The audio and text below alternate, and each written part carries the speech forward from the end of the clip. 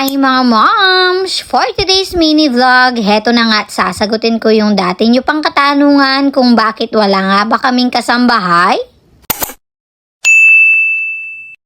Dati pa nga, meron nang nagko-comment at nagtatanong kung bakit nga ba wala akong kasambahay. Yung iba pa nga hindi naniniwala na wala kaming kasambahay. Kung matagal ka nang nanonood sa aking mga vlogs, alam mo kung ano yung aking daily routine. Bilang isang working mom, teacher sa umaga at nanay pagka-uwi. Sa umaga, buong maghapon akong magtuturo tapos pagka-uwi, hayan magluluto at aasikasuhin si daddy at si Mila. Kapag wala naman pasok, heto namamalengki ako. Minsan nga may mga nagko-comment na hindi sila naniniwala at content lang to dahil alam nila meron daw akong kasambahay. Nuko, o bakit balo nyo pa sa akin? Alam nyo mga moms, proud na proud ako na nagagawa ko to. Syempre, kasama ang pagtulong sa akin ni daddy. At minsan nga, isinasama na lang ni daddy si Milan sa school. At natutuwa naman ako sa mga ibang nagko-comment dahil sa kabila ng ginagawa ko, naisisingit ko pa raw ang pagva-vlog at pagko-content. Syempre, heto lang din yung kasiyahan ko. Pero syempre, ayaw din akong mapagod ni Sir Principal. Sobra yung pagpipilit niya sa akin na kumuha na talaga kami ng kasambahay. Ako lang talaga kasi itong makulit na ayaw talagang kumuha. Ewan ko ba, pero feeling ko kapag kukuha ako ng kasambahay, parang wala na akong magagawa sa bahay. Pero pinarealize sa akin ni daddy na kailangan ko ring magpahinga minsan. Kaya naman last month, pumayag na ako at kumuha na kami ng kasama sa bahay. Pumayag na din ako dahil na-realize kong kailangan ko ring mag-focus sa pagpaplano sa wedding namin ni Sir Principal. Kaya naman, ayan yung aming bagong kasama sa bahay na tutulong sa akin sa gawaing bahay. Tiwala naman kami ni daddy dahil taga dito lang din siya sa amin. At sa ilang weeks niya na pagsistay dito sa amin, nakita ko naman kung gaano siya kasipag, kabait at nakita ko yung pag-aalaga niya kay Milan. At isa pa doon, sinasanay ko na si Milan na magstay sa bahay dahil this year papasok na siya sa school. At buti na nga rin lang meron ako nitong Luxy Hub RNT na CCTV. Dito kita ko talaga kung ano yung mga ginagawa ni Ava kasama si ate. At nakakausap ko din siya dito at napagsasabihan. At minsan naman, dinadalaw siya ni nanay at tatay. At meron din mga times na iniiwan ko siya sa aking mga sister-in-law. Grabe, hindi na talaga ako napagod buhat nang dumating na si ate. Dati kasi pagka-uwi ko galing sa work, hindi ko alam kung ano yung uunahin na gawin. Nuko, magsasaing ako, magluluto, maglilinis, paliliguan si Milan. Pero ngayon, ayan, kapag ka-uwi ko, magre-relax na lang ako. Hindi na ako mag-worry na magmadaling magluto. Sobrang saya sa pakiramdam dahil pag uwi ko, nalinis na ni ate ang bahay. Tapos nakapagluto at nakapagsaing na rin siya. Yung buong bahay, nalinis na niya, pati yung mga kwarto. Pagkatapos, hindi na rin ako nagwo-worry sa labahin dahil naasikaso na ni ate. At natuwa nga siya dahil hindi na daw siya magkukuso dahil nalaman niyang automatic yung washing machine. Hindi rin naman kasi mahirap linisin itong bahay namin. Pagkatapos, hindi rin naman nagkakalat si Milan dun lang sa may itaas. Nuko, napakasarap sa pakiramdam dahil ngayon nagkakaroon na ako ng time kay Milan at nagkakaroon din ng time sa sarili para magpahinga. Ngayon, hindi na ako masyadong nagmamadali sa mga ginagawa ko dahil tapos na agad yung gawain. Pagkatapos, isa-serve ka pa ng merienda ni ate Nuko. Thank you so much ate pa. Kaya naman, mas magkaka-focus ako sa family at lalo na sa pagpaplano namin sa wedding ni Sir Principal. At syempre, thank you kay daddy dahil hindi na niya ako hinayaan pang ma-stress bago ang kasal.